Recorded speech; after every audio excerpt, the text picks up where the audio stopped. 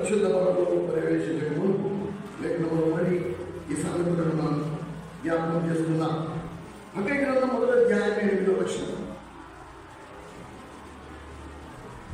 775వ page.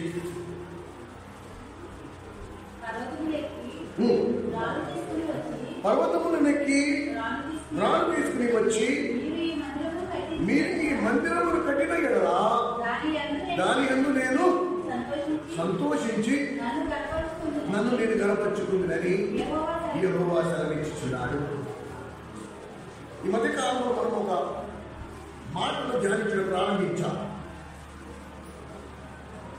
కొత్త నిబంధన కాలంలో ప్రభు అన్నాడు, నా సంఘమును నేను కట్టెదను. కనుక పాత నిబంధన కట్టడకు కొత్త నిబంధన కట్టడకు ఆకాశ పాతాళ మధ్య వ్యత్యాసము మనకి కనబడుతుంది. ఇప్పుడు హగ్గై గ్రంథంలో మనం చదువుకున్న మాట కూడా ఎవరైతే బబులోను నుండి యెరూషలేము ప్రయాణము అనే ధ్యానంలో మనం ధ్యానించే సమయంలో ఉన్నారో వాళ్ళకి ఈ హగ్గై గ్రంథం మొదటి అధ్యాయం 8వ వచనం బాగా పరిచయం ఉంటుంది. ఎందుకనగా ఎందుకంటే యూదులు అనగా ఇశ్రాయేలీయులు దేవుని మాటను ఉల్లంఘించినందున దేవుడు ఇశ్రాయేలీయుల్ని 70 సంవత్సరాలు బానిసత్వానికి అప్పగించారు. బబులోను రాజు వచ్చి మొత్తం ఇశ్రాయేలు అనగా యూదులందరినీ చెరపట్టి బబులోనికి తీసుకుని వెళ్ళారు.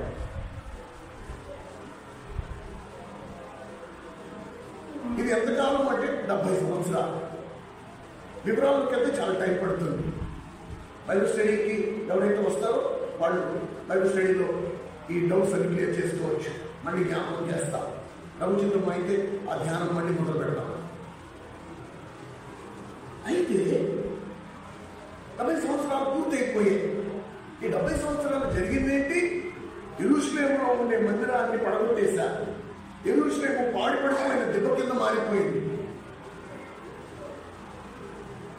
ఇప్పుడు బబులోనులో ఉండే యూదులు దేవుని ప్రజలు తిరిగి మళ్ళా యెరూషలేముకి వెళ్ళి దేవుడు ఏమంటాడు, మీరు తిరిగి మళ్ళా యెరూషలేముకి వెళ్ళి ఇప్పుడు నా కొరకు మీరు ఒక మందిరాన్ని కట్టారు. మీరు అలా చేసిన ఎడల నేను దాని యందు సంతోషించి నన్ను నేను మహిమపరచుకుంటా. కానీ కొత్త నిబంధన కాలం వచ్చిన తర్వాత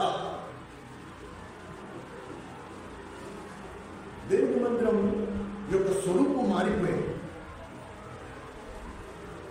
ఆ సందర్భంలో ఎప్పుడైతే దేవుడు పిలిచాడో దాదాపు 800 కిలోమీటర్లు బబులోను నుండి యెరూషలేము ప్రయాణం 800 కిలోమీటర్లు. ఆ దినాలలో బస్సులు, కార్లు, రైళ్లు లేవు, విమానాలు లేవు. కాలినడక గాడిదల మీద వెళ్ళడం 800 కిలోమీటర్లు ప్రయాణం చేసి అటు యెరూషలేముకి వెళ్ళేటప్పటికి యెరూషలేములో ఏం కనబడుతుంది? పాడుపడిపోయిన దీప. ఏమీ లేదు అసలు. ఒకప్పుడు కలకలలాడుతున్న యెరూషలేము ఇప్పుడు ఈ పాడుపడిపోయిన దీప. ఒక్క ఇల్లు కాదు కదా, ఒక్క మానవుడు సంచరించట్లేదు అక్కడ. 70 ఏళ్ళలో ఎలా ఉంటుందండి? మన ఆత్మహత్య 70 సంవత్సరాలు వదిలేసి వెళ్ళిపోయిన తర్వాత 70 సంవత్సరాల తర్వాత వస్తే ఎలా ఉంటుంది? ఇక్కడ ఇళ్ళని ఏముంటాయి? పాడుపడిపోయిన దీపాలు అనుకోవా?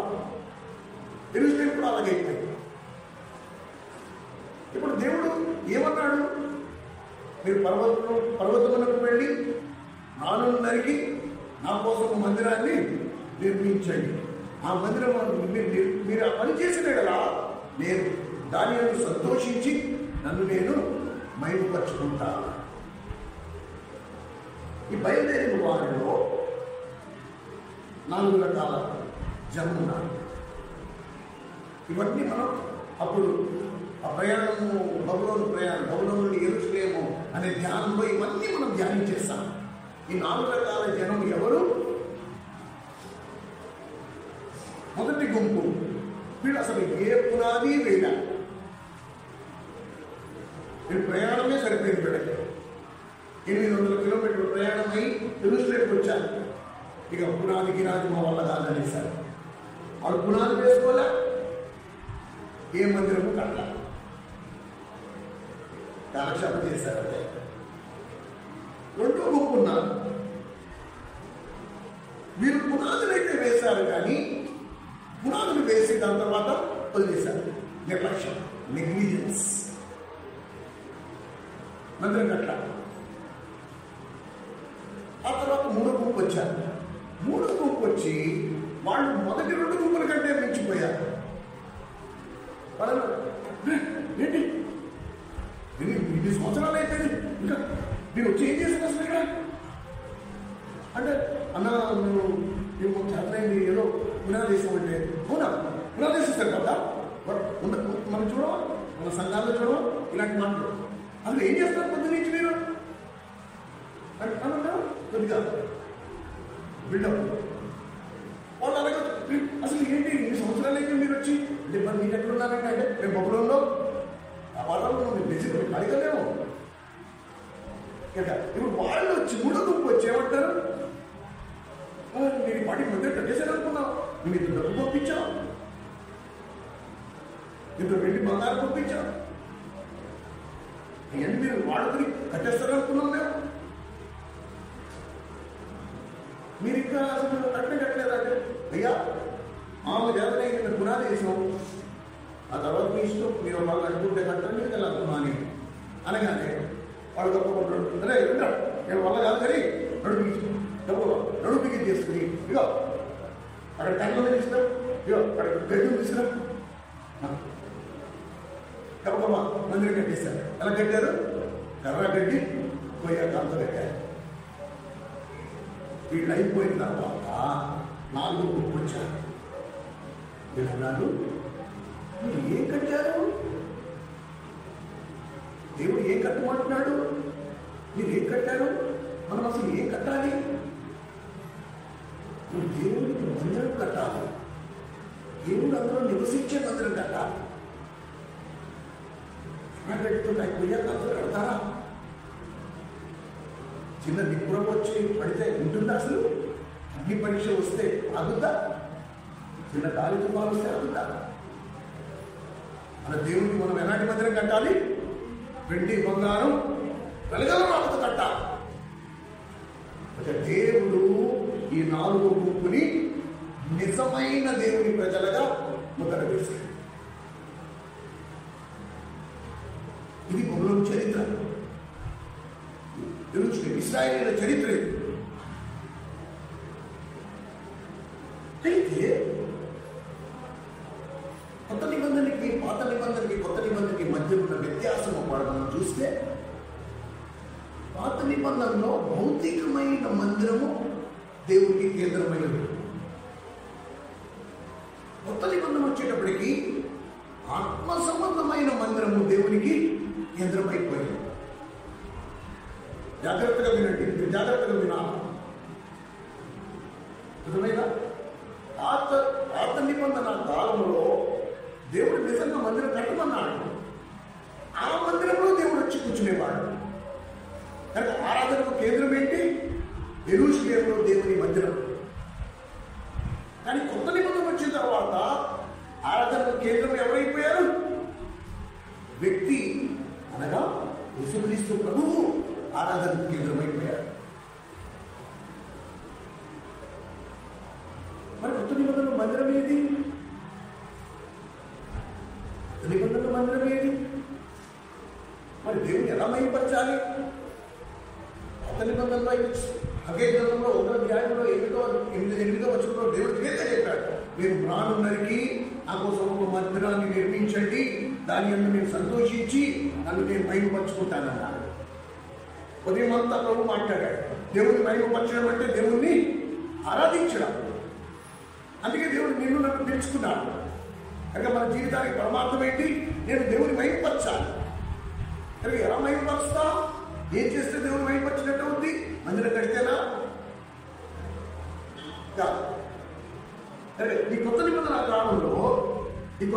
కాలంలో వ్యత్యాసం ఎక్కడైతే మార్పు ఎలా చోటు చేస్తుందంటే, ఇక మందిరం కేంద్రం కాదు. మొదటి పేతురు రాసిన పత్రిక 2వ అధ్యాయం, త్వరగా తీయాలి. మొదటి పేతురు 2వ అధ్యాయం, మొదటి పేతురు రాసిన పత్రిక 2వ అధ్యాయం 2వ 5వ వచనం, 1 పేతురు 2:5. యేసుక్రీస్తు ద్వారా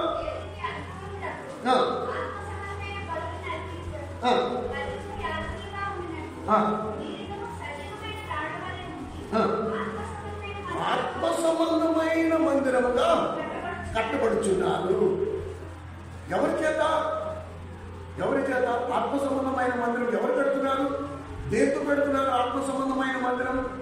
మీరు కూడా సజీవ రాళ్ల వలె ఆత్మ సంబంధమైన మందిరముగా కట్టబడుతున్నారు. కట్టేవాడు ఎవరు? దేవుడు. ఎవరిని ఉపయోగించుకుంటున్నాడు?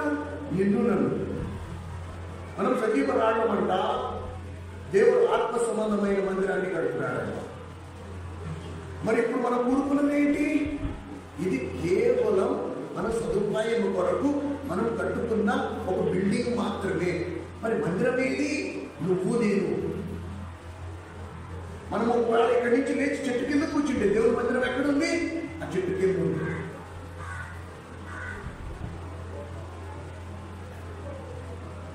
రేపటి రోజు ఒక సుబ్రహ్మణ్యం అంటే మనం మీటింగ్ పెట్టామనుకో, దేవుడి మందిరం ఎక్కడుంది? దేవుడిలో.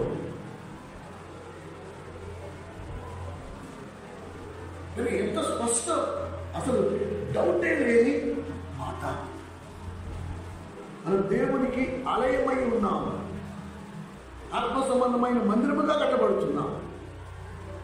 పాత నిబంధనలో భౌతికమైన కట్టడలు మందిరం కింద పిలువబడ్డారు. కానీ కొత్త నిబంధనలో వ్యక్తిని కేంద్రీకరించారు. ప్రభు అన్నాడు, ఎక్కడ 2 కానీ 3 కానీ నా నామములో ఏకీభవించి కూడుకునే ముగ్గులో నేను అక్కడ ఉంటాను.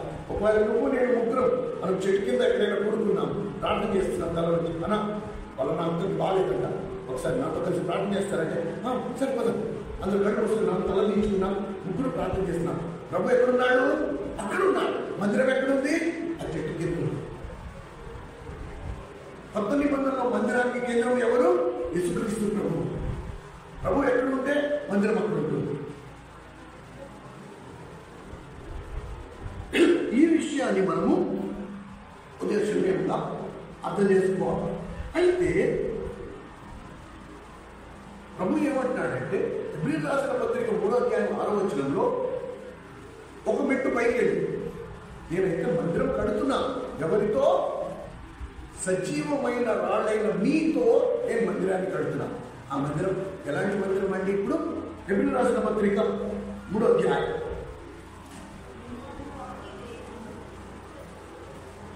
201వ పేజీ. హెబ్రీయులకు రాసిన పత్రిక 3వ అధ్యాయం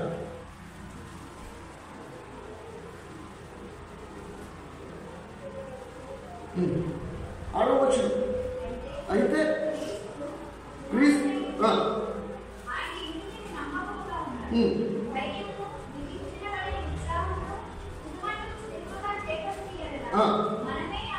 మనమే ఆయన ఇల్లు, మనమే ఆ 3 పదాలు జాగ్రత్త గమనించారు. ఇప్పుడు దేవుని మందిరం ఎక్కడికి వచ్చింది? మనమే దేవునికి మందిరం అయి ఉన్నాం, మనమే దేవునికి ఇల్లు అయి ఉన్నాం. అంటే దేవుడు ఎక్కడ నివసిస్తున్నాడు? మన మధ్య నివసిస్తున్నాడు. పరలోకమంతా సింహాసనం మీద కూర్చుని ఉండవలసిన దేవుడు ఇప్పుడు ఎక్కడికి వచ్చేసాడండి? మన మధ్యలో వచ్చేసాడు.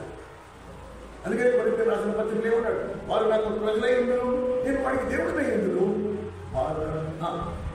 నేను వారి గృహంలో వారితో కలిసి కాపురం చేస్తా, వారితో కలిసి భోజనం చేస్తా, నేను వారి మధ్యలో ఉంటాను. అయితే ఈ కొత్త నిబంధన మందిరానికి కొన్ని నియమాలు ఉన్నాయి. దేవుడు కడుతున్నారు, కరెక్టే. మనమే దేవునికి మందిరమై ఉన్నాము, ఆలయమై ఉన్నాము, మనమే ఆయనకి ఇల్లై ఉన్నాము, ఇంతవరకు ఓకే. అయితే ఇందులో ఇంకొక మూల మాట ఉంది. ఇందులో ఒక మూల మాట. అయితే ఇది మనము మీకు ఒక విచిత్రమైన సంగతి చెప్తా. ఇంతకు ముందు నేను చాలాసార్లు చెప్పా. దేవుని మందిరము అనే పదాన్ని మనం ధ్యానిస్తున్నాం. ఈ ప్రపంచంలో కమ్యూనిస్ట్ దేశాలు ఉన్నాయి. దేశాలలో ఆ దేశాన్ని పరిపాలించేవాడే దేవుడు. జాగ్రత్తగా వినండి. నార్త్ కొరియాలో కిమ్ అనేవాడు, మీరు వార్తల్లో చూడండి, మీరు ఎక్కడైనా మీకు కనబడతాడు. కిమ్ అనేవాడే దేవుడు ఆ దేశంలో. అయితే రహస్యంగా కొంతమంది మిషనరీలు నార్త్ కొరియాలో చొరబడ్డారు, సువార్త ప్రకటించారు, కొంతమంది రక్షింపబడ్డారు. అలాగా నార్త్ కొరియాలో కూడా రహస్యంగా కూడుకునే వాళ్ళు చాలా మంది ఉన్నారు. కానీ ఆ దేశం యొక్క చట్టం ఏం చెప్తుందంటే, నీ చేతుల బైబిల్ కనబడితే నిన్ను నడి రోడ్డు మీద తుపాకీతో కాలుస్తా. ఎక్కడైనా క్రైస్తవులు కూడుకున్న వాళ్ళందరినీ చంపేస్తారు. అలా కొన్ని వేల మందిని చంపేశారు. కానీ దగ్గర మీకు గోధుమ గింజ నేలలో పడి అవిది ఏమవుతుంది? ఒక క్రైస్తవుడు చనిపోతే ఎంతమంది బయటకు వచ్చేస్తారు?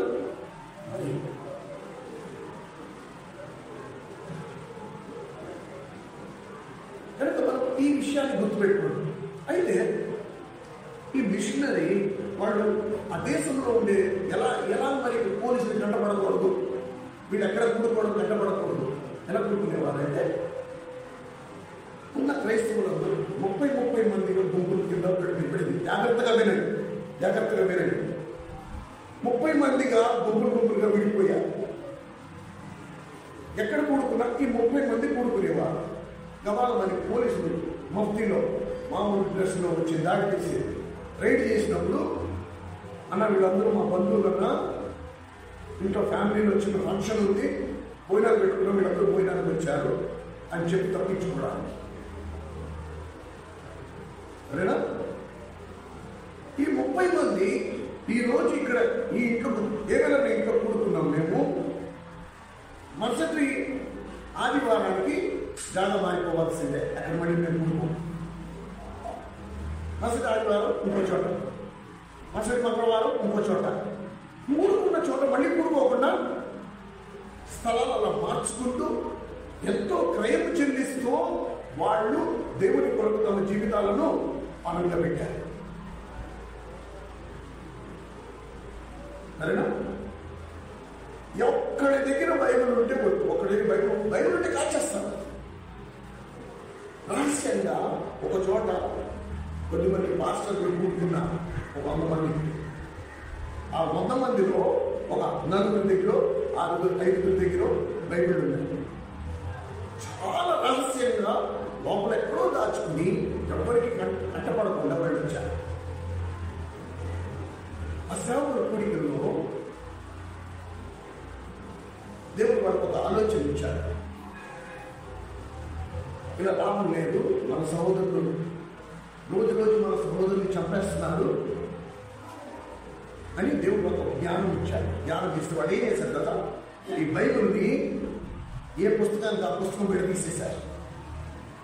మత్తయి సువార్త ఒక పుస్తకం చింపేశారు, మార్కు సువార్త చింపేశారు, యోహాను సువార్త చింపేశారు, లూకా సువార్త, 1 పేతురు రాసిన పత్రిక, 2 పేతురు రాసిన పత్రిక, రాసిన పత్రిక, పుస్తకాల కింద విడదీసేసి ఒక్కొక్క సేవకుడికి ఒక్కొక్క పుస్తకం ఇచ్చేశారు.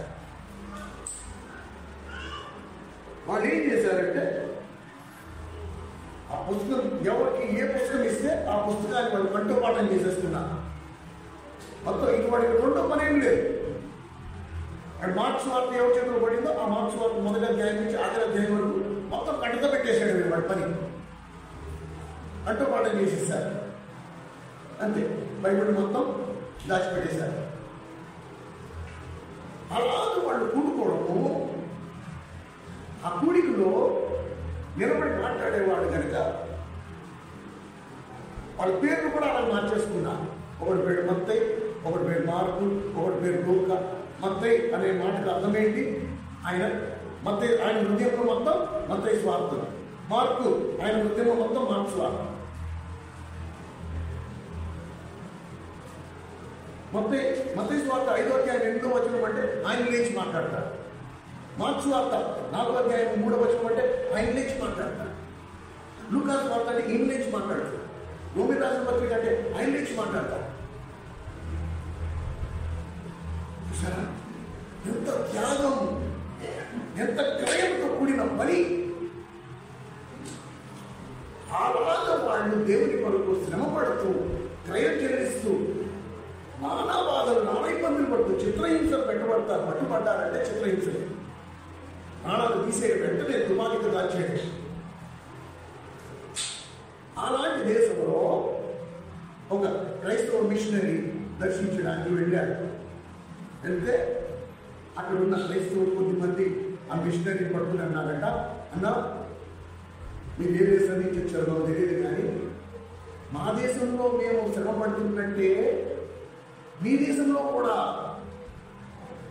దేవుని ప్రజలు అలాగే శ్రమ పడుతున్నారా అంటే, ఉదాహరణకి మనకు నుంచి ఇక్కడి నుంచి ఆత్మహత్య గురించి ఏ పిల్లలు లేకపోతే పెద్దవాడు ఎవరో ఒకరు వెళ్ళారు.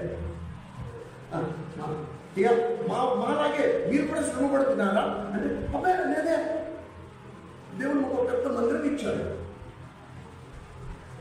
మాకు టీవీలో దేవుని వాక్యం వస్తుంది, రేడియోలో దేవుని వాక్యం వస్తుంది, మేము బయట పట్టుకుని దేవుని వాక్యం ధ్యానించవచ్చు, గట్టిగా పాట పాడచ్చు, గంజలు కొట్టచ్చు,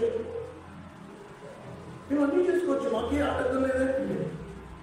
తర్వాత మా అందరి దగ్గరికి వచ్చేసి ఆ చేతులు పట్టుకుని మొదలు పెట్టేస్తున్నారు. ఆ మిస్టర్ చేతులు ఈ చేతితో మీరు బయట పట్టుకుంటారా, ఈ చేతితో మీరు బయట పట్టుకుంటారా అంటే, ఇదే చేతితో బయట పట్టుకుంటాం. అప్పుడు మీరు ఎంత ధన్యులన్నా, మీరు ఎంత ధన్యులు. అయితే ఈ మందిరంలో ఎవరెవరు ఉన్నారన్నా అంటే, మా మందిరంలో బాగా ఏ పిల్లలు ఉన్నాడు, కృష్ణుడు, ఈ అక్కున్నా, ఆ బ్రదర్ ఉన్నాడు, ఆ బ్రదర్ ఉన్నాడు, రాజేష్ గారు, ఈ అక్కు అన్ని చెప్పి మొత్తం లిస్ట్ అంతా చెప్పి చెప్తే మరి అనేటప్పుడు దేవుడు ఇంత ఇచ్చాడు కదా, మరి ప్రేయర్ మీటింగ్ అయితే ఒక పండగ జరుగుతూ ఉండొచ్చు మీ మందిరంలో, మొత్తం అందరం వచ్చేస్తూ ఉండొచ్చాడండి.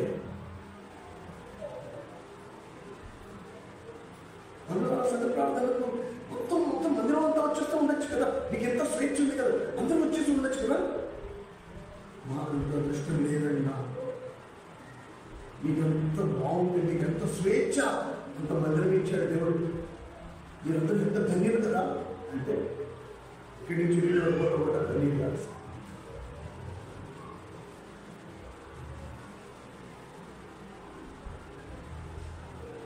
వాళ్ళేమో నానా బాధలు పడి తమ ప్రాణాలు బలంగా పెట్టి, వాళ్ళేమో కట్టతా పెట్టి రహస్యంగా కూడుకుని ఎప్పుడు దేవుని వాక్యం దొరుకుతుందా అని ఎదురు చూసే దేశం వాళ్ళది. సంపూర్ణ స్వేచ్ఛ, ఎప్పుడు పడితే అప్పుడు దేవుని మందిరానికి వచ్చే అవకాశం. దేవుని మందిరం అనే ఒక మందిరం, ఒక సేవకుడు, ఒక సంఘ పెద్ద లేదా సంఘ పెద్దలు మీకోసం ప్రార్థన చేసే ఎంతోమంది సహోదరులు ఉన్నారు.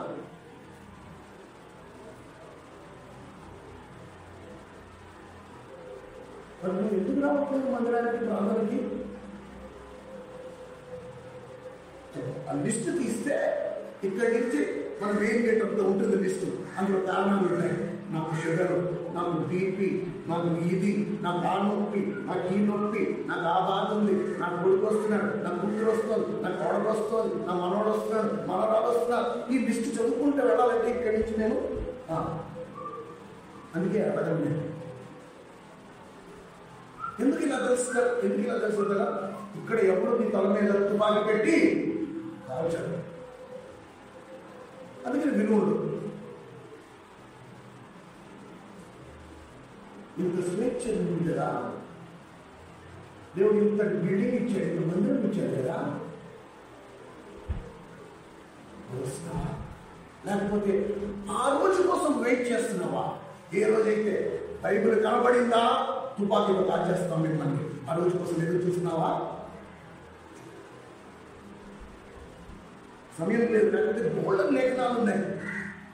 ఆ దినము మీరు దేవుని వాక్యము ఈ సముద్రము నుండి ఆ సముద్రం వరకు వెతికినా, ఆకాశం నుండి పాతాళం వరకు వెతికినా మీకు దేవుని వాక్యం ఎక్కడా దొరకదు. ఇప్పుడు సమృద్ధిగా ఉంది, రైతుల్లో గుర్తుకు చించుకుంటున్నారు. మనకి అసలు ఎక్కితే కదా, ఎందుకు అన్నీ ఉన్నాయి. మనంటే ఏంటి మన్నవాడు ఆపేది, మన్నవాడు ఆపేది. మనకి ఇష్టమైతే కష్టమైతే మాట్లాడు. ఇంట్లో ప్రార్థన చేసుకుంటే కదా ఇలాంటి వెళ్ళాలేంటి?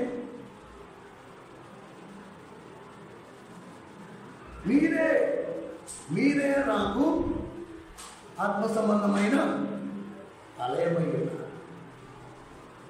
మీరే. ఎప్పుడైతే వీళ్ళు రావట్లేదు మీటింగ్స్కి, ఎప్పుడైతే వీళ్ళు బైబిల్ స్టడీకి రారు, లేకపోతే సంఘ ప్రార్థనకి రారు, ఎప్పుడైతే ఎవరు పనులు వాళ్ళు ఉంటారు, దేవుడు నా మందిరం ఏది? దేవుడు అడుగుతున్నాడు, ఆత్మ సంబంధమైన నా మందిరం ఏది? మరి నేను ఎవరి మధ్యలో కూర్చోవాలి? కనీసం నాకు కూర్చోడానికి స్థానం కూడా మీరు అరేంజ్ చేయరా?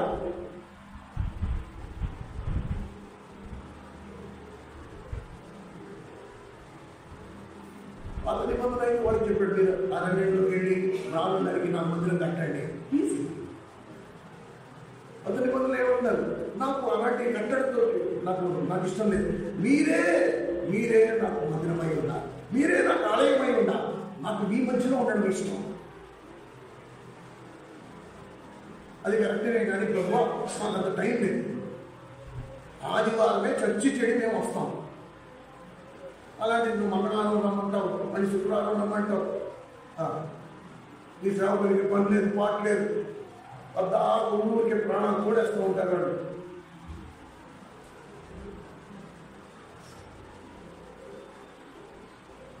మీరే నాకు ఆత్మ సంబంధమైన మందిరమై. నేను ఉదయం చెప్పాను కదా, ఆత్మీయతకు భక్తి అనే ముసుగు ఎలా వేస్తాము అంటే, ఆ దినాలలో హేరోదు ఒక మందిరం కట్టించారు. మందిరం కట్టిస్తే యేసు ప్రభు ఎప్పుడు కూడా మందిరం లోపలికి వెళ్ళాలి. ఆ మందిరం ద్వారబంధం దగ్గర నిలబడి, ఆ మెట్ల దగ్గర నిలబడి నలుగురికి సువార్త చెప్పేసి వెళ్ళిపోతూ ఉండేవాడు.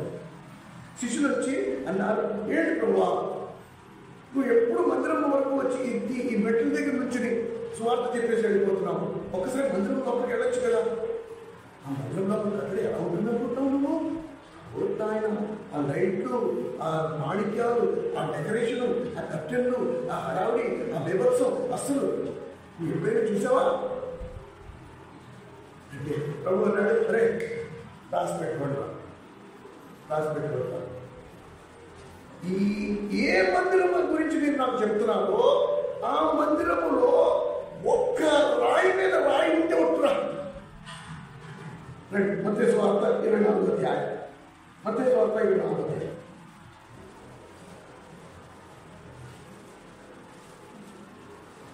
మత్తయి సువార్త 24వ అధ్యాయం 24వ పేజీ. మత్తయి సువార్త 24 మొదటి వచ్చి యేసు దేవాలయము నుండి బయలుదేరి వెళ్ళుచుండగా ఆయన శిష్యులు ఆ దేవాలయము కట్టడము ఆయనకి చూపించవచ్చుని. అందుకు ఆయన, మీరు ఇవన్నీ చూస్తున్నారు కదా, రాతి మీద రాయి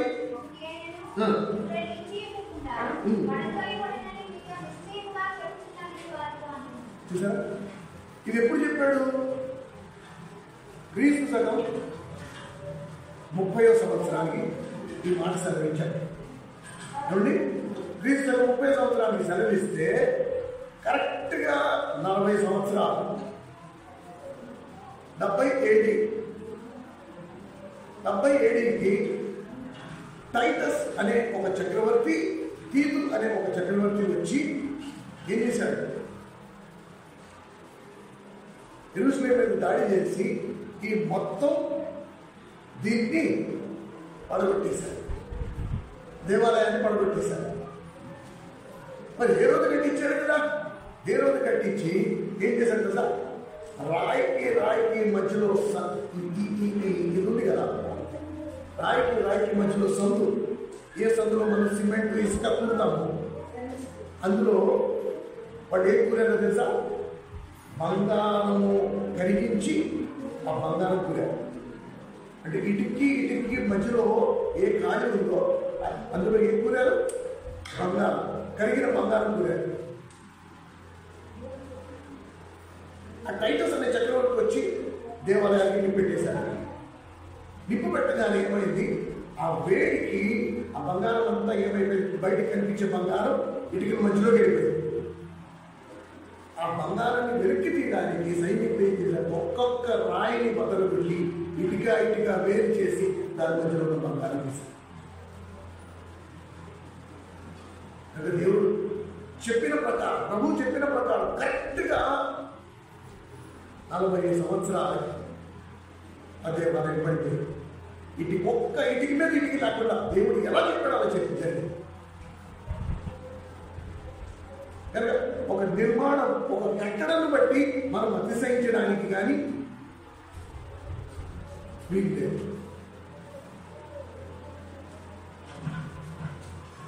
ఒక నిర్మాణాన్ని బట్టి మనం అతిశయించడానికి వీలు లేదు. అందుకే ఈ విషయాన్ని మనం శూన్యంగా అర్థం చేసి, పాత నిబంధన కాలం అంతా కూడా ఎలా ఉండేది, కేవలం దేవుని మందిరాన్ని బట్టి అతిశయించేవాడు. చూడండి, అందుకే దేవుడు వాడిని వార్నింగ్ ఇచ్చాడు. వాడికి ఇర్మియా గ్రంథము 7వ అధ్యాయం, త్వరగా ఇర్మియా గ్రంథము 7వ అధ్యాయం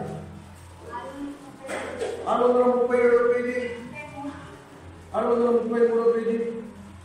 ఇర్మియా గ్రంథం 7వ అధ్యాయం 4వ వచనం. ఇర్మియా గ్రంథం చూడండి ఎన్నిసార్లు రాస్తుందో చూడండి. వాడు ఎలా అంటే గొప్ప చెప్పుకోవడం అంటే ఎలా చెప్పుకుంటారు చూడండి. 7వ అధ్యాయం 4వ వచనం. ఈ స్థలము యెహోవా ఆలయం, ఈ స్థలము యెహోవా ఆలయం, ఈ స్థలము యెహోవా ఆలయం అని మీరు చెప్పుకుంటున్నారే.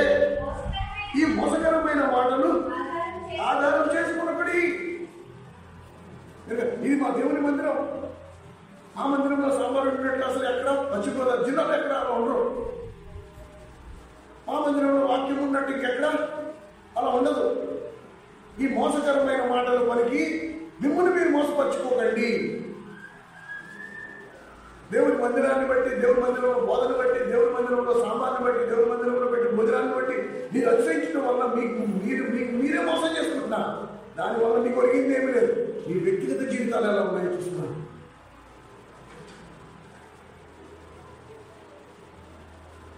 మా మందిరం లాంటి మందిరం ఎక్కడ ఉంది, మా మందిరం లాంటి మందిరం ఎక్కడ, 3 సార్లు చెప్పాడు. మనం ఏది చూస్తున్నాము? ఎందుకు దేవుని మందిరము పరిశుద్ధమైనది? ఎందుకు విశ్వాసం పాపము చేయకూడదంటాం? దేవుని ప్రజలు పాపము చేయొద్దు. ఓకే, ఇంకా తగ్గించేస్తాం. దేవుని ప్రజలు పొగ త్రాగరాదు. ఎందుకంటారు? దేవుని ప్రజలు, దేవుని మందిరానికి వస్తున్న వాళ్ళు చుట్ట కాల్చొద్దు అని ఎందుకంటాం? మీ దేహము మీ దేహము దేవునికి ఆలయమై ఉన్నది. నువ్వు ఎక్కడో బయట కాల్చుకోకు. నీకు చుట్ట కాల్చుకోవాలని ఉందా? నువ్వు ఎక్కడో బయట కాల్చుకోకు. దేవుని నామానికి అవమానం. మందిరానికి రా, ఈ నలుగురు తీసేసుకో, లోపలికి వచ్చి కూర్చో, ఇక్కడ చుట్ట కాల్చుకో. నేను ఎప్పుడు ఏమంటాను? దానికి ఏమంటానండి? అమ్మో, ఇది దేవుని మందిరం. ఇది దేవుని మందిరం కాదు, ఇది కేవలం బిల్డింగ్. దేవుని మందిరము నీ శరీరం.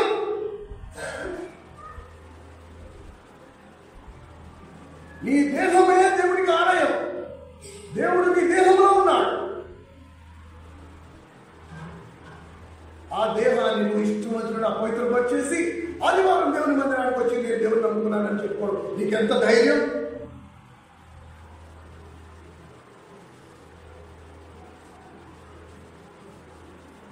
నోటి మాట చూస్తే కంపు, నోరు చూస్తే కంపు. నా దేహంలో దేవుడు ఉన్నాడనే భయం ఉందా? కనీసం ఆలోచన ఉందా? ఒక పూట గడిచిపోద్ది, అందులో వెళ్తారు, మనం కూడా వెళ్దాం. దేవుని మందిరానికి వస్తున్నప్పుడు భయం వేయట్లేదా? దేవుని మందిరానికి వస్తున్నప్పుడు ఆలోచన నమ్మకట్లేదా? ఈ వారపు రోజులు ఈ ఆలయాన్ని నేను ఎలా పెట్టుకున్నా? కుక్కలు వచ్చి ఎరిగేసాయా?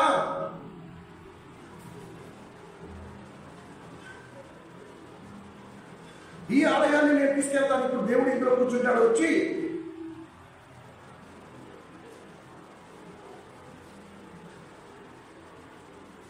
మొదటి కొరింథీయులకు రాసిన పత్రిక 6వ అధ్యాయం 19వ వచనం. మొదటి కొరింథీ 6:19, 149వ పేజీ. మొదటి కొరింథీ 6:19. నీ దేహము ఫస్ట్ మొట్టమొదటి మాట గుర్తుంచుకో.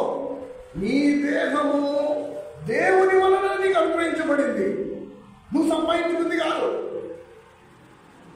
నీ దేహము దేవుని వలన నీకు అనుగ్రహించబడింది. మీలో ఉన్న పరిశుద్ధాత్ముడు అది ఆలయమై ఉన్నది. మీరు మీ సొత్తే కాదు, దేవుడు మిమ్మల్ని విలువపెట్టి కొనుక్కున్నాడు. మీ దేహముతో దేవుణ్ణి ఎలా మహిమపరుస్తావు? చుట్టలు కాల్చుకుంటున్నా. ఎలా మహిమపరుస్తారండి? చుట్టలు కాల్చుకుంటున్నా. కాల్చకపోతే చచ్చిపోతావా? చుట్ట కాల్చకపోతే నువ్వు చచ్చిపోతావండి. దాన్ని అంతా దాచుకుంటుందా? కాల్చడం ఎందుకు? కొని అయినా కదా మందిరం, ఇంత పెద్ద మందిరం ఉంది. హ్యాపీగా తలుపు తీసుకో, లోపలికి రా, ఫ్యాన్ వేసుకో, చుట్టూ ముట్టించుకో, శుభ్రంగా దాచుకో. నిన్ను నేనేమన్నా? ఎందుకంటే దేవుని మందిరము ఈ బిల్డింగ్ కాదు. ఏది దేవుని మందిరం? నీ దేహం. దేనికైతే దేవుడు తన స్వరక్తం ఇచ్చి కొనుక్కున్నాడు. మీ దేహము మీ సొత్తు కాదు. ఎలా ఉండాలి? ఎలా ఉండాలి? మీకు ఒక మాట చెప్పనా? విశ్వాసానికి ఈ విషయం అస్సలు నచ్చదు. జనం ఎప్పటికీ ఈ విషయం. అపోస్తలులు ఆ దినాలలో ఎప్పుడైతే ఈ మాట అన్నారో, దేవుడు మనుషులు చేయు హస్తకృత్యాలలో ఉండడు అనగానే ఏం చేశాడు తెలుసా? ఒక సన్నివేశం చూపించిన అపోస్తల కార్యములు 7వ అధ్యాయం 50వ వచనం. అపోస్తల కార్యములు 7వ అధ్యాయం 110. అపోస్తల కార్యములు 7వ అధ్యాయం 50వ వచనం. 7:50. అపోస్తల కార్యములు 7:50. ఆకాశము నాకు సింహాసనము, భూమి నా పాదపీఠము. మీరు నా కొరకు ఎలాంటి మందిరం కట్టెదరు? నా విశ్రాంతి స్థలం ఏది? ఇవన్నీ నా హస్తగతులు కావా?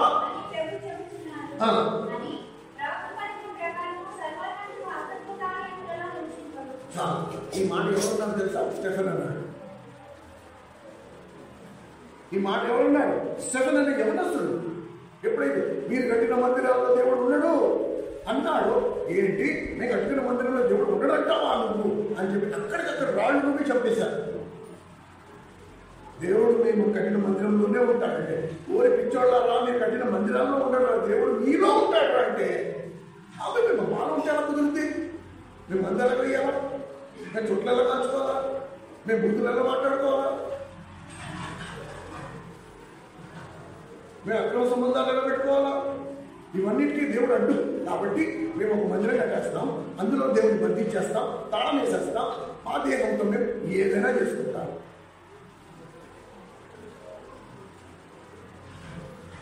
అందుకనే క్రైస్తవ్యం ఎక్కడి నుంచి ఎక్కడికి దిగజారిపోయిందో చూడండి. ఈ సత్యం చెప్పినందుకు ఆ యవనస్తుడైన శుభ్రను రాళ్ళని చంపేశారు. ఏమండి? కనుక ఇది నా బాధ్యత. ఇక్కడ కూర్చున్న ప్రతి ఒక్కరి బాధ్యత. నీ దేహము దేవునికి ఆలయమై ఉన్నది కాబట్టి దీన్ని నువ్వు ఎలా ఉంచుకోవాలి? పరిశుభ్రంగా, ఆరోగ్యకరంగా దేహాన్ని నువ్వు ఉంచుకునే బాధ్యత నీకు. నీ నోటికి ఏది నచ్చితే అది తినేయడం కాదు.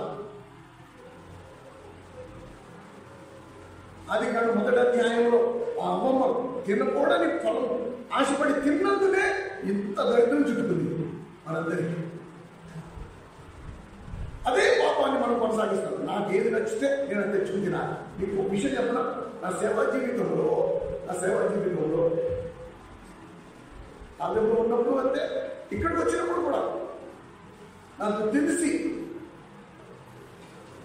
అక్క చెల్లెలు ఎంతమంది కన్నీరుతో కరెక్ట్గా మందిరానికి బయలుదేరేటప్పుడు అన్నా ఫోన్ తీసుకొస్తాడు. ఇప్పుడు అర్జెంటుగా నాకు వండి పెట్టు, ఆ తర్వాత మందిరానికి అన్నామంటాడు. నన్ను ఏం చేయమంటారన్నా?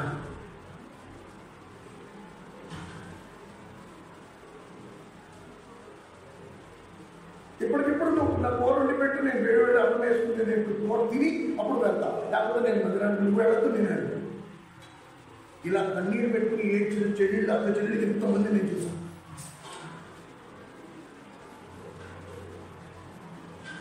ఆ ఒక్క పూట ఎందుకు పోతే చచ్చిపోతావా? ఆ ఒక్క పూట నువ్వు కోరేసి తినకపోతే చచ్చిపోతావా? లేకపోతే పుట్టిన తర్వాత ఇంతవరకు అసలు కోరేతం లేదా?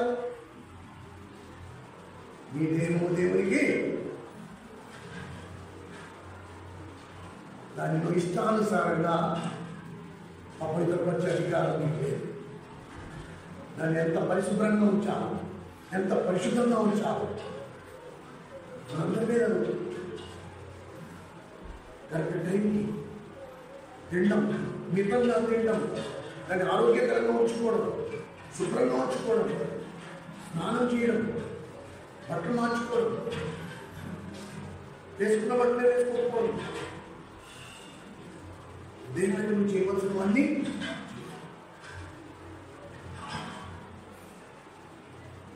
దాన్ని మనం ఎలా చేస్తాం? చెత్త కుండి. దేవుడు ఎలా ఉండేది? ఇప్పుడు చెత్త కుండిలా మారిపోయింది. అర్థమైన గడ్డి తినేడు. గ్యాస్ నొప్పులు, ఈ బాధ, ఆ బాధ, ఆ నొప్పి, ఈ నొప్పి, అన్ని రోగాలే. ఆ రోగాల మనం ఎలా చేసావు? నువ్వు ఎందుకు చేసావు?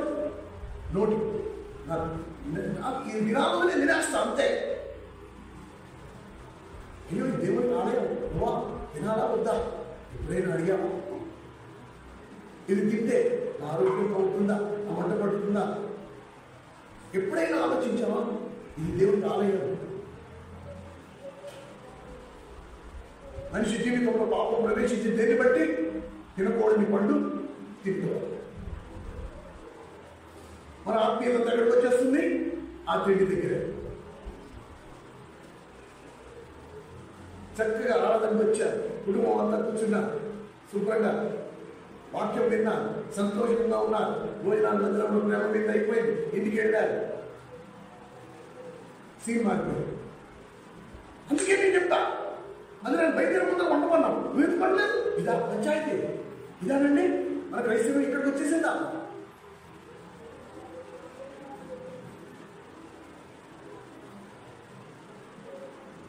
ఒక్క పూట పూటి కొరక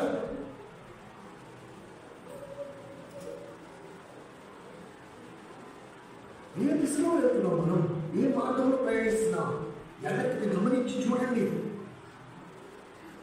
కనుక ప్రియమైన సహోదర సహోదరి, దేవుడు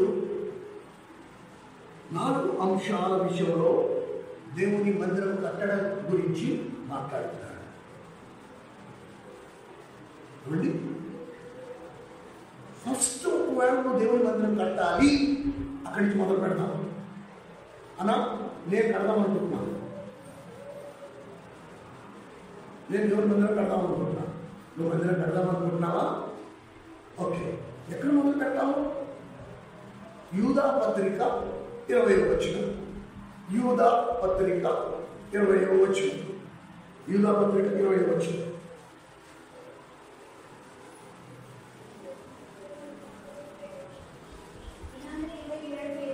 227వ పేజీ. 227వ పేజీ. యూదా పత్రిక 20వ వచనం. యూదా ఎవరు తెలుసా? యేసుక్రీస్తు ప్రభు యాకోబు మరియమ్మలకు పుట్టిన సంతానంలో యూదా ఒకడు. అంటే యేసు ప్రభుతో పుట్టు. ఆయన ఈ మాట ఈ పత్రిక రాయించాడు, పరిశుద్ధాత్మ రాయించాడు. యూదా పత్రిక ఒకటే ఒక పత్రిక రాశాడు. ఆ పత్రిక 20వ వచనాన్ని మీరు గమనించగలరు. ప్రకటనకి ముందు ఉంటుంది. యూదా పత్రిక 20వ వచనం. ప్రియులారా, మీరు విశ్వసించు అతి పరిశుద్ధమైన దాని మీద మిమ్మును మీరే కట్టుకొనచ్చు.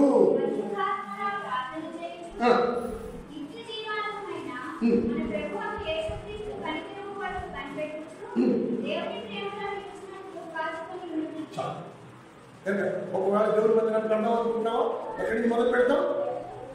ఇతరులను దేవుని మందిరముగా కట్టే ముందర ఫస్ట్ నువ్వు ఏం చేయాలి? నిన్ను నీవే కట్టుకోవాలి. ఇతరులను దేవుని మందిరముగా కట్టే ముందు ఫస్ట్ నిన్ను నీవే కట్టుకోవాలి.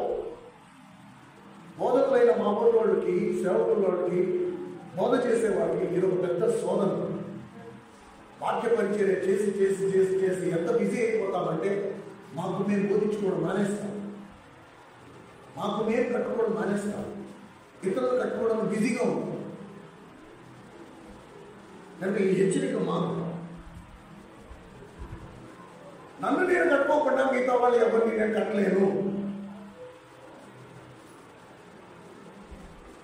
ఇది అనుభవంతో చెప్తున్నాను. ఫస్ట్ ఆ పునాది మీద నన్ను నేను స్థిరపరచుకోవాలి, నన్ను నేను కట్టుకోవాలి. నన్ను నేను కట్టుకోకుండా నేను ఇతరులు కట్టేస్తానంటే అది జరగదు. కట్టడం ఎక్కడి నుంచి మొదలు పెట్టాలి? ఫస్ట్ నన్ను నేను కట్టుకోవాలి, నిన్ను నీవు కట్టుకోవాలి. ఎవరికి వారు ఫస్ట్ కట్టుకోవాలి. దేవుడి పని అన్నమూలవచ్చు.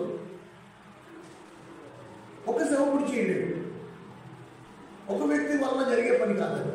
నో, నీకు నీవు కట్టుకోవాలి. నువ్వు కట్టుకోకపోతే నువ్వు తెలుపు బయట ఉన్నట్టే. అందుకని చూడండి, ఒక్కొక్కడు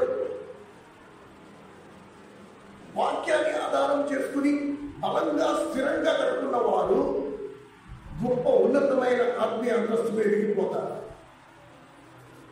మరి కొంతమంది 20 సంవత్సరాలు, 30 సంవత్సరాలు, 40 సంవత్సరాలు అయినా సరే ఆ మొదటి రోజు వచ్చినప్పుడు ఎలా ఉన్నారు, ఇన్ని సంవత్సరాల తర్వాత కూడా అలాగే ఉన్నారు. ఎందుకు అలా ఉన్నారు?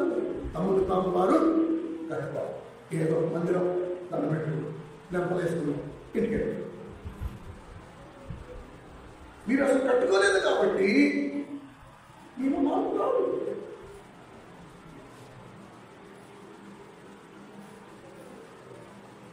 సో ఎప్పుడప్పుడు మొదలు పెట్టాల్సిందే. నువ్వు ఇతరులకు సువార్త చెప్పినా, ఇతరులకు ప్రార్థన చేసినా, ఇతరులకు వాక్యం చెప్పినా ఒక్క పూచికి పొల్ల లాభం ఉంటుంది, దానివల్ల ఉపయోగం ఉంటుంది. ఎంతవరకు నిన్ను నీవు కట్టుకోవు. రెండు విశ్వాసము అనే మాట దగ్గరికి వద్దాం. విశ్వాసము అనే పదం హిబ్రీ భాషలో ఎలా ఉందంటే దానికి 2 అర్థాలు ఉన్నాయి. విశ్వాసం, విశ్వాస్యత. నేను దేవుడిని నమ్ముకున్నా, ఇది నా విశ్వాసం. నీకు దేవుడి మీద నమ్మకం ఉంది, నువ్వు దేవుడిని నమ్ముకున్నావు. కానీ అదే పదంలో అటుపక్క నుంచి కూడా ఇటుపక్కకి దారి ఉంది. దేవునికి నీ మీద నమ్మకం ఉందా? నువ్వు దేవుడు నమ్ముకున్నావు సరే, దేవుడు నిన్ను నమ్ముతున్నాడా? చెప్పగలవా అన్నమాట? దేవుడు తన నమ్మకత్వాన్ని రుజుపరిచాడు. నీ నమ్మకత్వాన్ని నువ్వు దేవుడికి రుజుపరిచావా? లేదు ప్రభా, చూడు కావాలంటే నువ్వు ఎలాంటి పరీక్షలు పెట్టుకో, నేను ప్రూవ్ చేస్తాను, నేను నమ్మకస్తుడే. లేదా ప్రభు ఎప్పుడైనా అన్నాడు, నువ్వు నా నమ్మకమైన మంచి దాసుడవు అని ప్రభు అన్నాడా? ఎందుకు ఈ మాట చెప్తున్నాము అంటే, కీర్తనలు 20వ కీర్తనలో మీరు చూడండి. 20వ కీర్తన మనకి సాక్ష్యం చెప్తాం, మనము అన్నీ ఉంటాయి. కానీ ఏమండి మంచి సాక్ష్యం ఏమంటాడు? ఆ బ్రదర్ మంచిగా అద్భుతంగా పాడతాడు, అద్భుతంగా నిర్వహిస్తాడు, అద్భుతంగా వాక్యం చెప్తాడు, అద్భుతంగా ప్రార్థన చేస్తాడు, అన్నీ ఉన్నాయి. కానీ అంటాడంతే, ఫినిష్. ఆ ఖాళీలో ఈ ముందు ఉన్నవన్నీ ఏమైపోయాయి? కొట్టుకుపోయినట్టు. అన్నీ ఉన్నాయి. ఈడు జోడు రూపు రేఖ అన్నీ ఉన్నాయి, కానీ అల్లుడి నోట్లో చెడు. అలా దేవుడి మందిరానికి వస్తున్న మనము కూడా దేవుడు ఎదుర్కొన్న నిలబడినప్పుడు దేవుడు కూడా అదే అన్నీ ఉన్నాయి, కానీ నమ్మచ్చా? ఆ విశ్వాసత ఉందా? కీర్తనల గ్రంథం 20వ అధ్యాయం 461 20వ అధ్యాయం 6వ వచనం 20వ అధ్యాయం 6వ వచనం.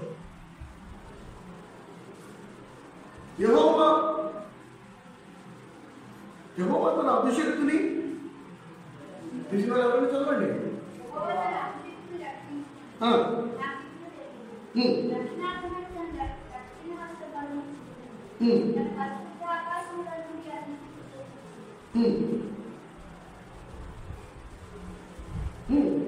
చదవండి ఇంకా.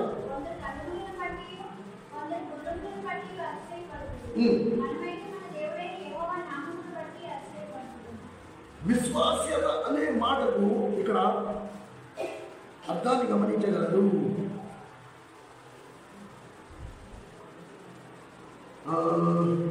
101వ కీర్తన 6వ వచనం. సారీ 101వ కీర్తన 6వ వచనం.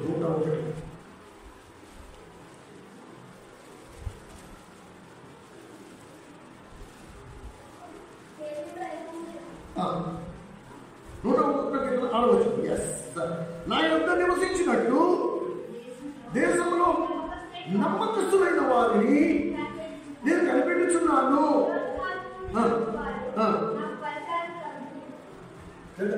నమ్మకస్తులైన వారు దేవుడు కోరుకుంటున్నాడు.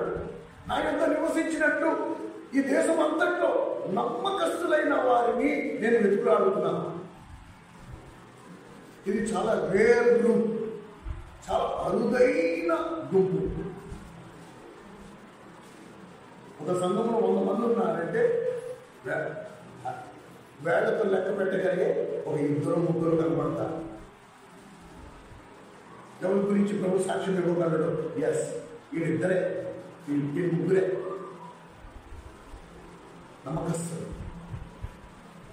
మిగతా వాళ్ళు నిలబడుతున్నారు. కానీ ఈరోజు మన పరిస్థితి ఏంటి?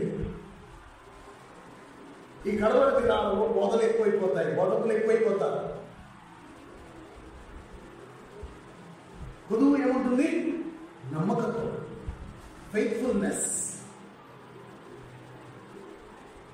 ఏ కొదువు ఉంటుందండి? నమ్మకత్వం కొదువు ఉంటుంది. అదే ప్రభు అన్నాడు, మనిషి కుమారుడు భూమి మీదకి వచ్చినప్పుడు లూకాసు వార్త 18వ అధ్యాయం 8వ వచనం.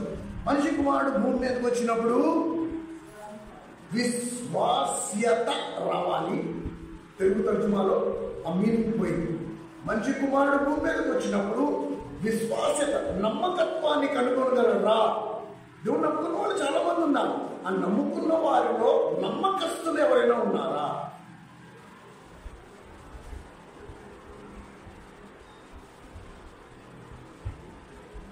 కనుక మనము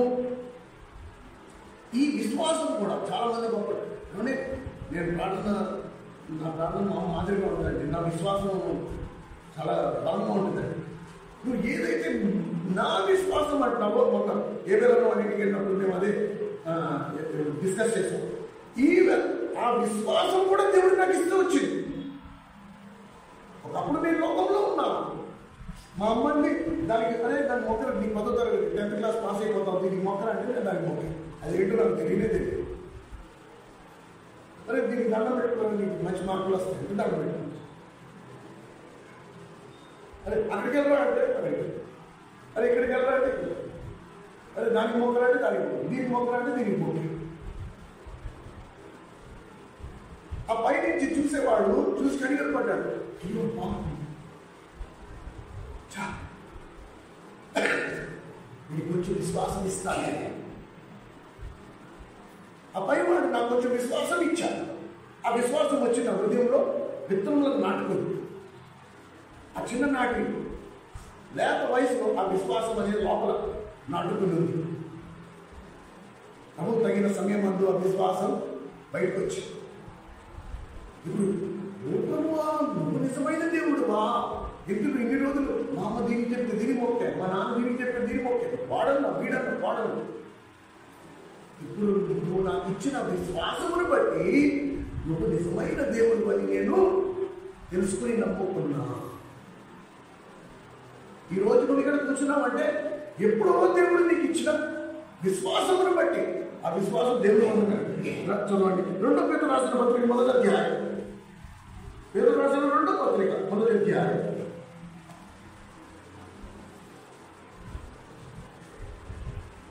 1వ అధ్యాయం 1వ అధ్యాయం 1వ వచనం.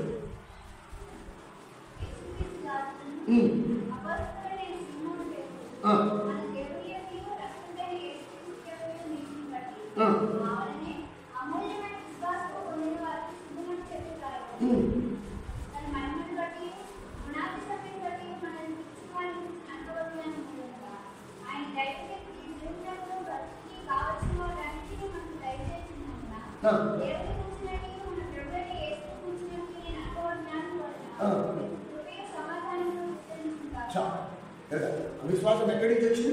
దేవుని వల్ల మనకు అనుగ్రహించబడింది. దేవుడు మనకి ఇస్తే విశ్వాసం వచ్చింది. నువ్వే దేవుని నమ్ముకుంటే ఇప్పుడే నమ్ముకోవాలండి. ఇంతకుముందు కూడా పుట్టినప్పుడే నమ్ముకోవచ్చు కదా, అప్పుడే ఎందుకు నమ్ముకోలేదు అంటే అప్పుడు నీలో ఆ విశ్వాసము లేదు. దేవుడు తన అనాది కాల సంకల్పం చెప్పడం, తన అమూల్యమైన శుద్ధ సువర్ణము కంటే అమూల్యమైన తన విశ్వాసం నీకు ప్రసాదించినందున నీ మనోనేతలు వెలిగింపబడ్డాయి. ఇప్పుడు ఒకటి చెప్తే కాదు, ఆ దేవుడు నాకు ఇచ్చిన అమూల్యమైన ఆ విశ్వాసమును బట్టి ఈయన నిజమైన దేవుడు అని ఇప్పుడు నేను నమ్ముతున్నా.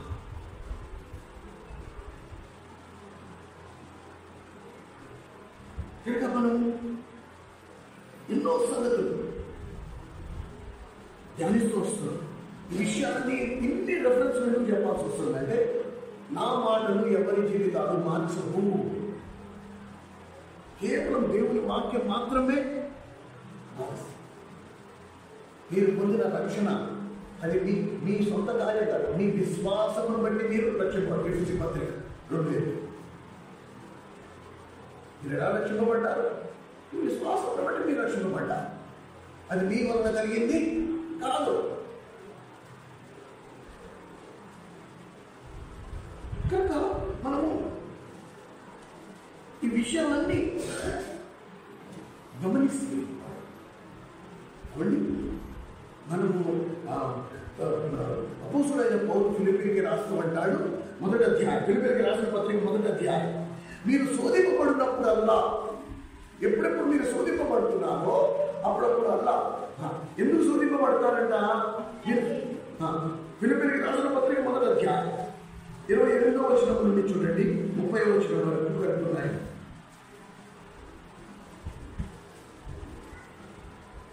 ఫిలిప్పీకి రాసిన పత్రిక 1వ అధ్యాయం 27, 28, 29, 30 వచనాలు. నేను వచ్చి మిమ్మల్ని చూసినప్పుడు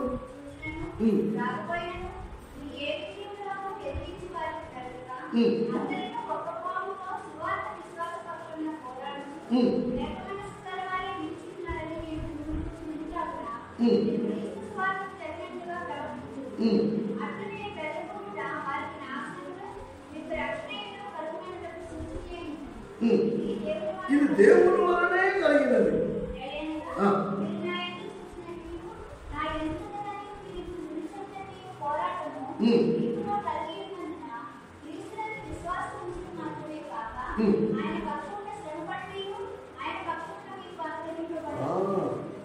విశ్వాసంతో పాటు దేవుడు ఇచ్చాడు. విశ్వాసంతో పాటు దేవుడు ఏమి ఇచ్చాడండి? శ్రమ కూడా ఇచ్చాడు. నాకు విశ్వాసం ఒకటే కావాలి, శ్రమ వద్దంటే ఎలా కుదురుతుందండి? మీ నాన్న ప్యాంటు చొక్కా కూడా తీసుకొచ్చాడు నీకోసం. నాకు చొక్కా ఒకటే కావాలి, నేను ప్యాంట్ వేసుకోను అన్నావా ఎప్పుడైనా? చెప్పండి. ప్యాంటు చొక్కా 2 వచ్చాయి ఇంటికి. నేను చొక్కా ఒకటి వేసుకుంటా, ప్యాంట్ వేసుకుంటావా? ప్యాంట్ చొక్కా రెండు వేసుకుంటావా? కానీ వీటిని బట్టి మనం ఏమర్థం చేసుకుంటాము అంటే అనేక సార్లు ఈ శ్రమ వచ్చినప్పుడు మనం తప్పిపోయిన వాడుగా ఉంటాం. చూడండి, అయితే అపోస్తల కార్యం మీరు గమనించండి. అపోస్తలులు శ్రమ పడుతున్నప్పుడల్లా వారు అత్యానందభరితులైపోయారు.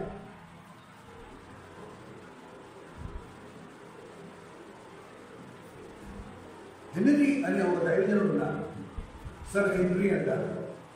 పుస్తకాలు చదివే వాళ్ళకి కొంచెం అర్థమవుతుంది.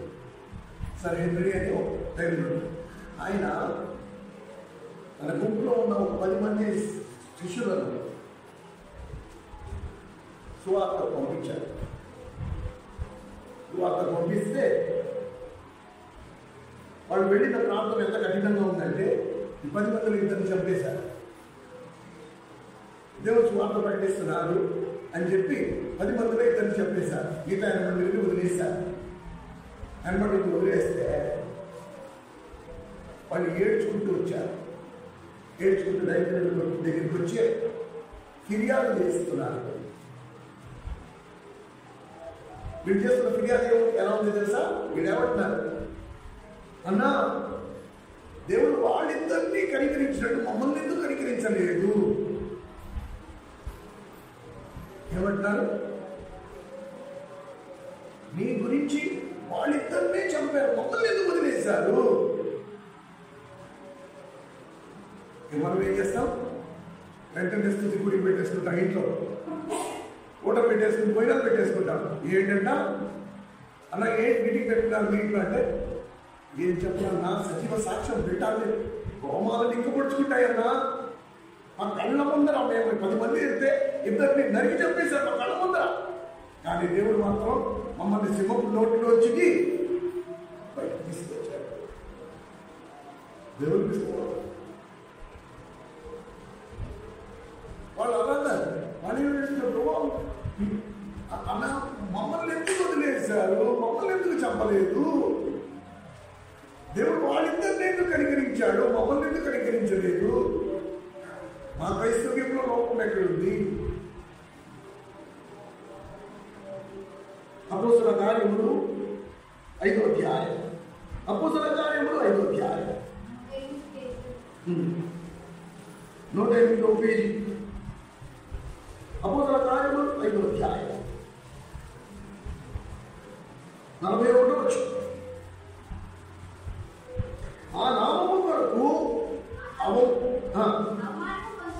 అవమానం పొందుటకు పాత్రులని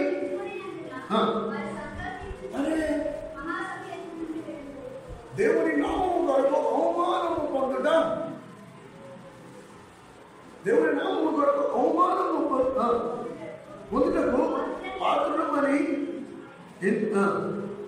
ఎంచబడినందున వరుస అంటే జనం నీ మీద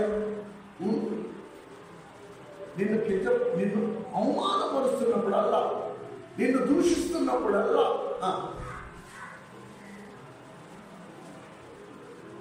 అపోస్తలులు ఏమంటారు? మా సంతోషం అంతకంతకు పెరిగిపోతుంది.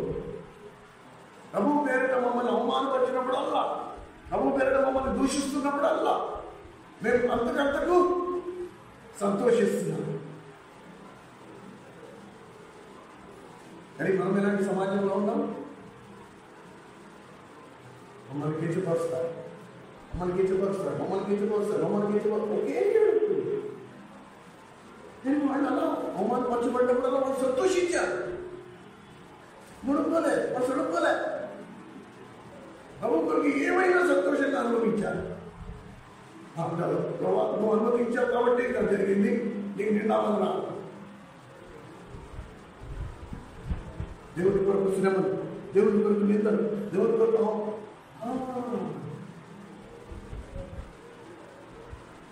మొన్నటి వారు తాము ఇచ్చిన సాక్ష్యమును బట్టి, గొర్రెపిల్ల యొక్క రక్తం బట్టి, తాము ఇచ్చిన సాక్ష్యమును బట్టి వాణిని జయించి మనం ఈ విషయాలు ఎలా కట్టుకోవాలి? ఎలా కట్టుకుంటావు? ఫస్ట్ నన్ను నేను కట్టుకో. నన్ను నేను ఎలా కట్టుకుంటా? అది కూడా ఉండాలి కదా. ఎలా కట్టుకోవాలి? రెండో పేరు రాసిన పత్రిక 1వ అధ్యాయం. రెండో పేరు రాసిన పత్రిక 1వ అధ్యాయం. ఎలా కట్టుకోవాలి? మిమ్మల్ని మీరే కట్టుకోండి. ఓకే, ఇప్పుడు ఎలా కట్టుకోవాలి? రెండో పేరు రాసిన పత్రిక 1వ అధ్యాయం 5 నుండి 8 వరకు, 5వ వచనం నుండి 8వ వచనం వరకు. ఆ హేతువు చేతనే మీ మటుకు మీరు పూర్ణ జాగ్రత్త గలవారై మీ విశ్వాసమునందు, మీరు జాగ్రత్తగా వినండి. 7 సంగతులు ఇక్కడ రాయబడినాయి.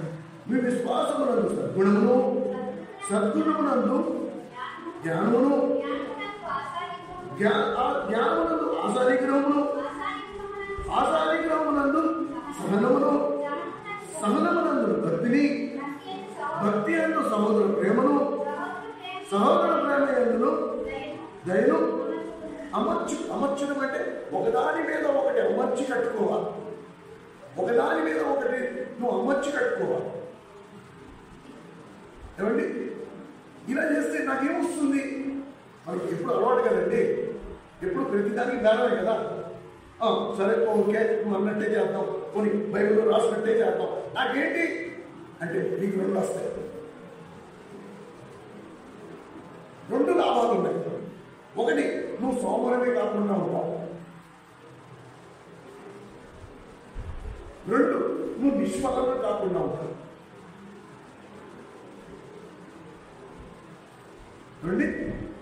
దేని నుండి కాపాడతాయి ఇవి? ఇలా అమర్చుకుని నిన్ను పెట్టుకుంటే దేని నుండి కాపాడతాయి? చదవండి.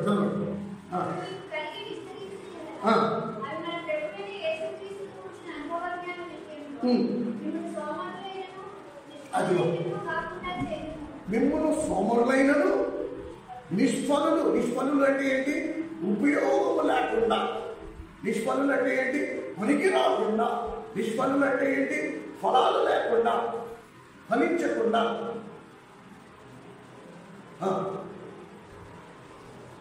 నిష్ఫలులైనను కాకుండా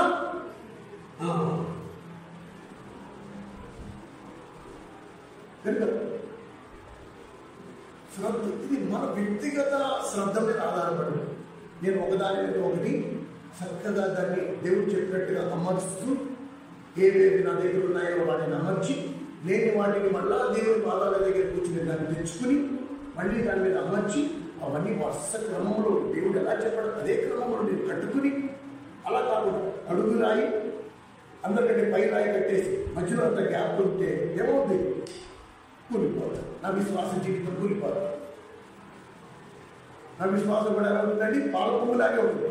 బుస్సుమను ఇంకా దేవుడే అవుతాం. నా జీవితం అంతా ఇంకా దేవుడే. నేను ఇంకా నా మిగిలిన జీవితం అంతా మందిరమే. మొన్నటి తెల్లారి నిన్న ఒక బ్రదరు చాలా, ఒక అక్క మంచి ఊట్లో మొత్తం అంతా దేవుడే అని ఎక్కడున్నారు వాళ్ళంటే ఇంకెక్కడ ఎప్పుడో అయిపోయాడు. ఏమైందంటే అది పాలు పొంగి విశ్వాసం అన్నా అది ఎప్పుడు నిలబడుతుందండి. పాలు పొంగినట్టు దుస్సుమని పైకి పొందుతుంది, మరి దుస్సుమని కిందకి వెళ్ళిపోవాలి. అందుకని దేవుడు దానికి ఒక క్రమం పెట్టాడు. ఆ 7 ఒక దాని మీద ఒకటి అమర్చుకుంటూ నువ్వు బలంగా కట్టుకుంటే అది స్థిరంగా ఉంటుంది.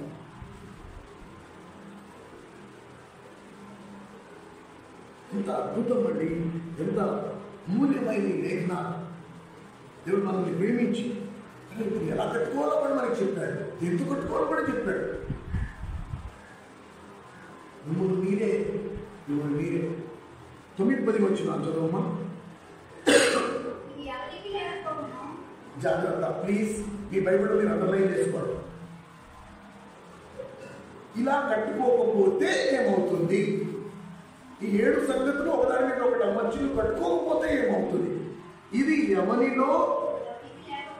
ఎవరికి లేకపోవునో వాడు తన పూర్వ పాపములకు శుద్ధి కలిగిన సంగతి మర్చి గుడ్డివాడును దూరదృష్టి లేనివాడమును. అందువలన సహోదరులారా, మీ పిలుపును ఏర్పాటును నిశ్చయం చేసుకున్నప్పుడు మరీ జాగ్రత్త, ఇంకా జాగ్రత్త పడండి. దేవుడు మిమ్మల్ని పిలిచిన పిలుపు ఏంటిది? దేనికి నువ్వు దేవుని మందిరానికి వస్తున్నావు? దేవునికి నమ్ముకున్నావు? ఇవన్నీ మళ్ళీ నిశ్చయించుకో. అసలు దేనికి? మీ జీవితానికి ఒక గమ్యం, ఒక గురి ఉందా?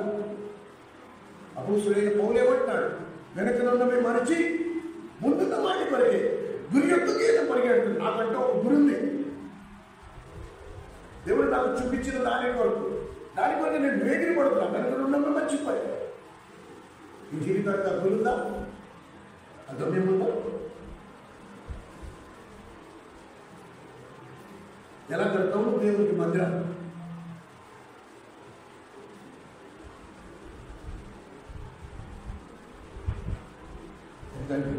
ఫస్ట్ నన్ను నేను కట్టుకోవాలి. ఆ తర్వాత మీ తపాన్ని కట్టే విషయంలో నేను పాల్గొంటూ ఉంటున్నాను.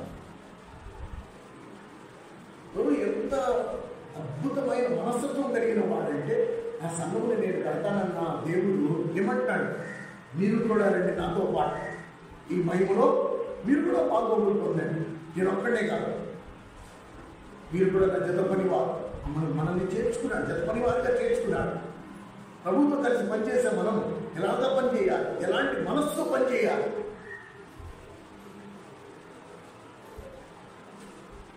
ఎంత జాగ్రత్త, క్రమంలో ఎక్కడ తప్పకుండా, పరిశుద్ధంలో ఎక్కడ లోపము లేకుండా. నేను ఆలయాన్ని నేను కట్టవలసిన వారిని ఉన్నాను. పాత నిబంధన అయితే అసలు గొడవే లేకపోనండి.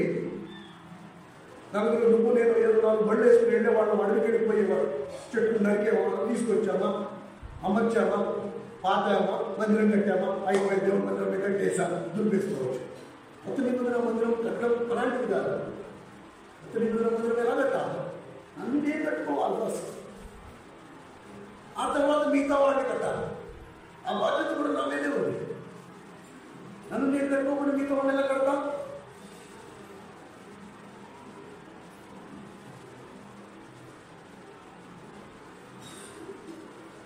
ఇలా ధ్యానం చాలా ఉందండి.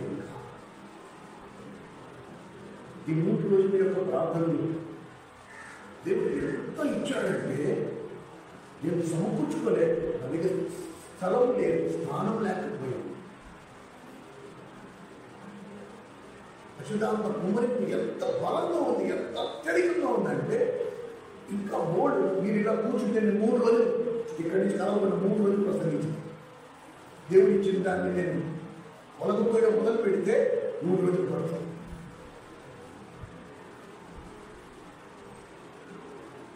రేపు సోదరుడు, ఆ సోదరి, దేవుడు నిన్ను పిలిచిన పిలుపు సామాన్యమైంది కాదు. దేవుడు నీ కొరకు సిద్ధపరిచిన పరిచర్య సామాన్యమైన పరిచర్య కాదు. మొదటి పేతురు రాసిన పత్రిక, మొదట ఇది 2వ పేతురు రాసిన పత్రిక 1వ అధ్యాయం 9-10 వచనాలు జాగ్రత్త. ఆ క్రమంలో కట్టుకున్నామో లేదు ఫస్ట్ జాగ్రత్తగా చూసుకో. ఒకరు కట్టుకోలేకపోతే కట్టుకో, తప్పులేదు. ఇన్ని రోజులు నాకు తెలియలేదు, కట్టుకోలేదు.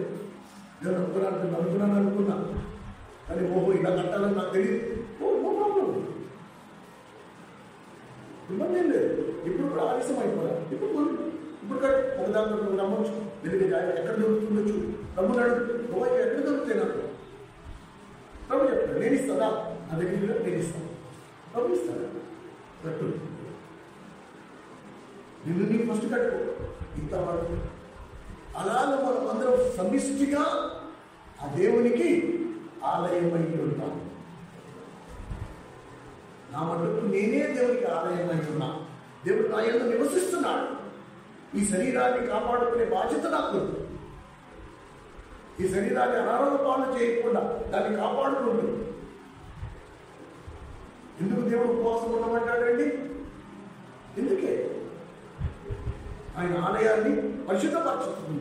ఉపవాసం అనేది దేవుని ఆలయాన్ని పరిశుద్ధపరుస్తుంది. దీన్ని డీటాక్స్ అంటారు ఇంగ్లీష్లో, డీటాక్సిఫికేషన్.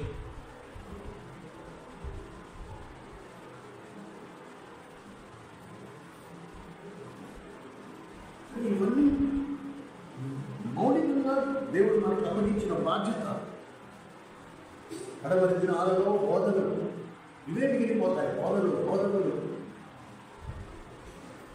క్రియాపూర్వకమైన కట్టడలు చాలా వరకు. People will be careless. నిర్లక్ష్యత అనేది వచ్చేస్తుంది ఆత్మీయ జీవితాలలో. నేను కట్టుకున్నానా లేదా నా దశలో కనీసం నాకు ఆలోచన కూడా ఉండదు. అండ్ ప్రభు నిజంగా వచ్చి ఎంతమంది కట్టుకున్నారు, వేసి కూర్చోండి, బయలుదేరండి అనే లోపులో నువ్వు చూసేటప్పటికి అసలు బుద్ధి లేని కనికలాగా, అయ్యో ప్రభు ఇప్పుడే 2 నిమిషాలు ఇదిగో ఒకదాని ఇప్పుడే 2 నిమిషాలు ఇదిగో పెట్టేస్తున్నాం అనే లోపల రెప్ప పాటున అంతా జరిగిపోతుంది. రెప్ప పాటునంతా జరిగిపోతుంది. అందుకు ఎక్కడ కట్టడంలో ఆలస్యం లేకుండా, నిర్లక్ష్యత లేకుండా జాగ్రత్త. Please please please. నువ్వు నన్ను ఉద్ధరించింది లేదు, నేను ఉద్ధరించింది లేదు. ఎవరు కట్టడు వాడే కట్టుకోవాలి. ఇంకా రేపు పోటీ ఎక్కడ, నువ్వు నాకు పోటీ ఎక్కడ? మీరు కట్టుకుని నా కట్ట స్థిరంగా లేదు అంటే పోతుంది, ఫినిష్. నా క్రైస్తవ జీవితం అంతా కూడా వేసుకుంటున్నట్టే. నేను చేసిన బోధలన్నీ గాలి కొట్టిపోయినట్టు అవి నన్ను నిత్యత్వానికి తీసుకెళ్ళాను. ఇది చాలా అవసరం. అదే 2 అధ్యాయంలో వచ్చిన ప్రకారంగా దేవుడు కోరినాడు ఆయన పరిశుద్ధ ఆలయముగా కట్టబడతాం. మనమే కట్టుకుందాం. అసలు నాకు నేనే కట్టుకోవాలి, నీకు నువ్వు కట్టుకోవాలి. మనమంతా సమిష్టిగా దేవుని ఆలయంగా కట్టబడాలి. సజీవరాళ్ళగా పరిశుద్ధ దేవుడు మన మధ్యలో నివసించాలని ఆశపడుతున్నాడు. ఈ బిల్డింగ్లో కాదు. కానీ 4 గోడల మధ్యలో ఉన్నప్పుడు ఒకలాగా, 4 గోడలు బయటకు వెళ్ళిపోయిన తర్వాత మన ఇష్టం అనుకోవడం చాలా బుద్ధి పొరపాటు. దేవుని విషయంలో సరైన గ్రహింపు లేదు. దానికి రుజువు నీ దేహము దేవునికి ఆలయం. ఆ దేహాన్ని ఎలా పెట్టుకుంటున్నావు? ప్రార్థన చేసుకున్నాను. దయచేసి మోకరించి